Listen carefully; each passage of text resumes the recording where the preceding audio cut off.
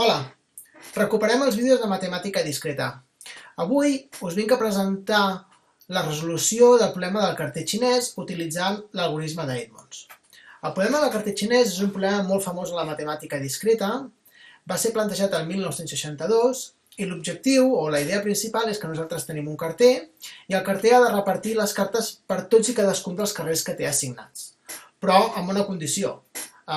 Vol utilitzar el mínim de temps o recórrer el mínim de quilòmetres possibles, però havent passat per tots els carrers. De manera que volem trobar un circuit que passa per totes les arestes del graf amb el menor cost possible. Per fer això, com ho farem? Bé, utilitzarem l'algorisme d'Edmonds. L'algorisme d'Edmonds és un algorisme molt senzill i molt elegant a la vegada. Partim d'un graf simètric. És una de les condicions que ens dona aquest algorisme. Inicialment, el primer pas de l'algorisme és trobar el subconjunt de vèrtex V baixa sub S, pertanyent al conjunt dels vèrtex del nostre graf, que són de grau senar. Per què hem de fer aquest primer pas? Fixeu-vos, si recordeu amb anterioritat, a les transparències i en els apunts haureu vist que un circuit eulerià és un circuit que passa una única vegada per totes les arestes. I, evidentment, el node d'inici és el mateix que el node final, perquè és un circuit. Però tenim una condició per trobar circuits eulerians, i és que el grau de tots i cadascun dels vèrtexs del nostre graf han de ser de grau parell. Què passa amb els vèrtexs de grau senar? Amb aquests haurem de fer alguna cosa. Això és el que ataca l'algorisme d'Edmonds en aquest primer pas. Primer, vaig a veure quins són el conjunt de vèrtexs de grau senar i el següent pas serà transformar els vèrtexs de grau senar en vèrtexs de grau parell. I ja veurem com ho fem. Primer de tot, anem a trobar aquest conjunt de vèrtexs de grau senar, que són el V baixa sub S. Al igual que fem servir en el Moodle, intentem seguir la mateixa sintaxi.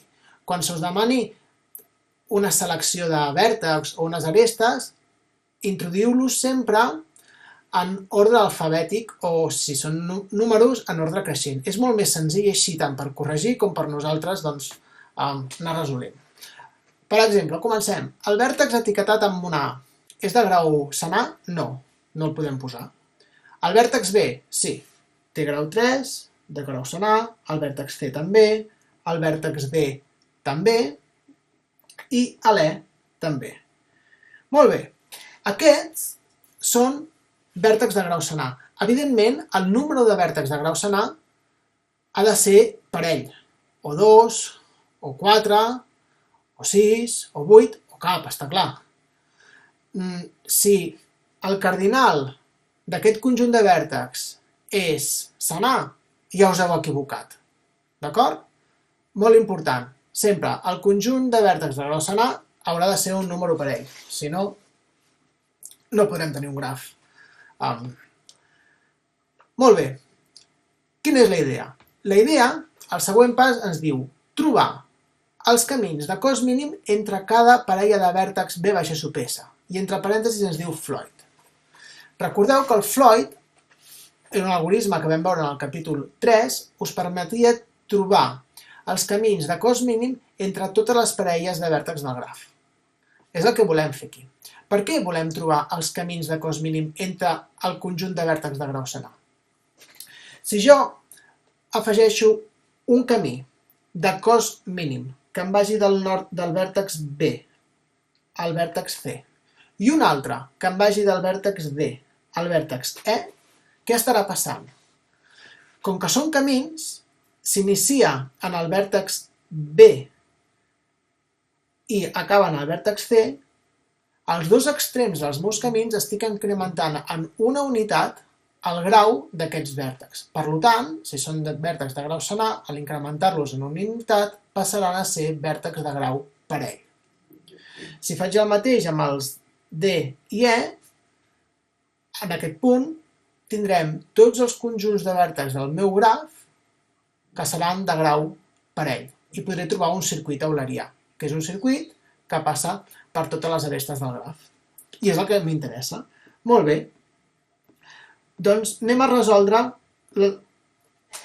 amb l'algorisme de Floyd a trobar els camins de cost mínim entre totes les parelles de vèrtex del conjunt V baixa sub S. Ja vau veure en el capítol 3 que per resoldre l'algorisme de Floyd és una mica llarg. Hem de fer una taula força gran i ho hem d'iterar tantes vegades com vèrtex tinguem. Per resoldre l'algorisme d'Edmonds, com que normalment treballarem amb grafs que són relativament petits, ho farem de forma visual. Partint d'aquesta taula que ja tenim buida i la tenim aquí preparada. En la primera fila i en la primera columna posarem els vèrtexs que són de grau senar. I les cel·les anirem afegint els costos dels camins de cost mínim per anar d'un vèrtex a l'altre. Com que el graf és simètric, tant la diagonal superior com la diagonal inferior seran la mateixa. I a més sabem que la diagonal serà 0. Molt bé, doncs ara anem a trobar els camins de cost mínim entre les diferents parelles de vèrtex. Per anar de B a C, quin és el camí de cost mínim? Doncs és, mirem el graf i fem de B, A, E i C. B, A, E i C. I això quin cost té? Doncs té un cost de 18. De B a D, el camí és B a D i té un cost de 24. BE és B a E.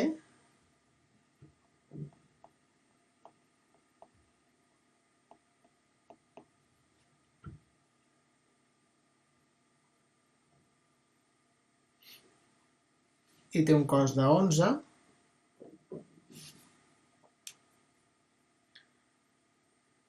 CD és l'aresta directa, té un cost de 11. CE també és l'aresta directa, té un cost de 7. I DE és DCE i té un cost de 18. DCE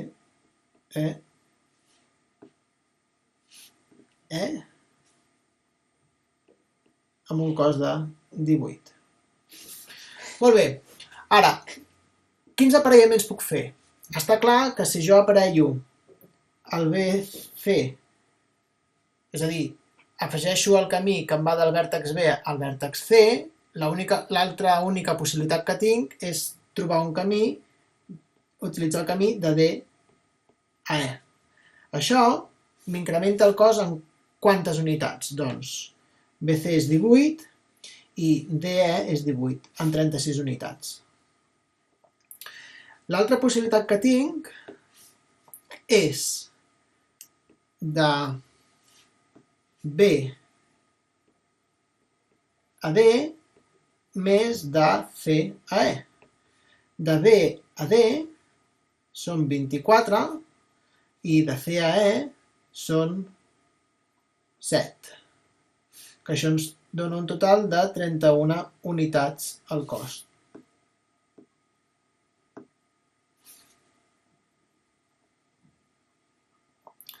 L'última opció que tenim és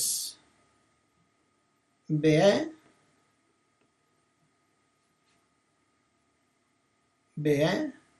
més CD, que això incrementa en 22 unitats el cost total.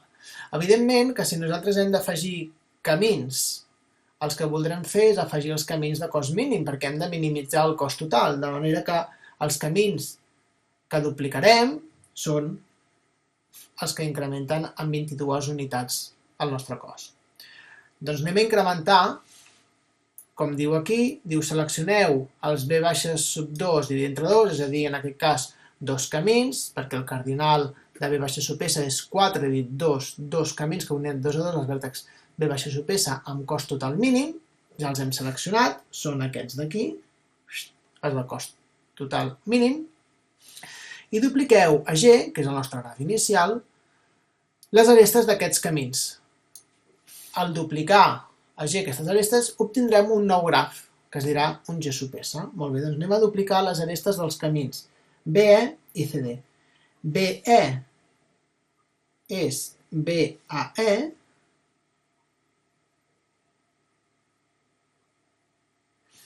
i CD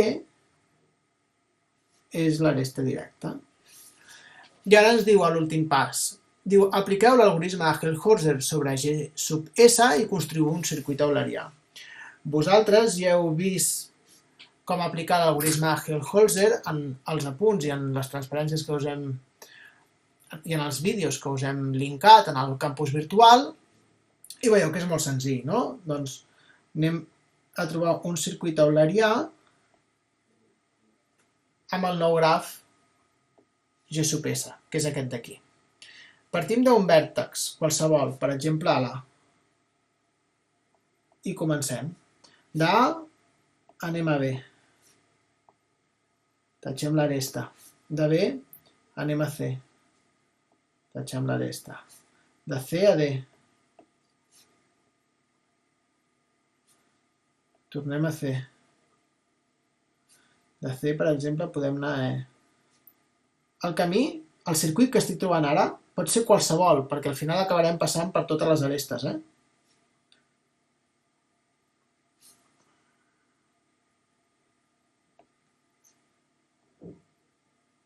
És indiferent.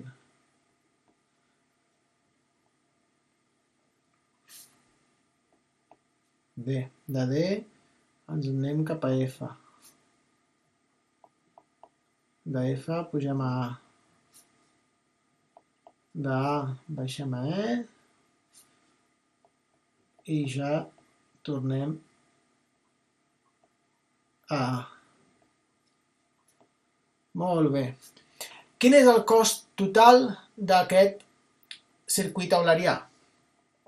Doncs és el cost inicial que teníem, és a dir, sumem els costos de les arestes del graf inicial, i això ens donava 108, més les arestes dels camins que hem afegit de forma artificial, les del DE més CD, que això suma un cost de 22. De manera que el cost total és de 130, ja siguin en temps o en quilòmetres. D'acord? Molt bé, doncs fins aquí hem resolt el problema del carter xinès utilitzant l'algoritme d'Edmonds. Fixeu-vos que a part d'utilitzar l'algoritme d'Edmonds també cal conèixer perfectament l'algoritme de Floyd i el de Helmholtz i, important, tots els vèrtexs han de tenir grau parell per trobar un circuit eulerià. Sí? Molt bé, doncs fins al proper vídeo.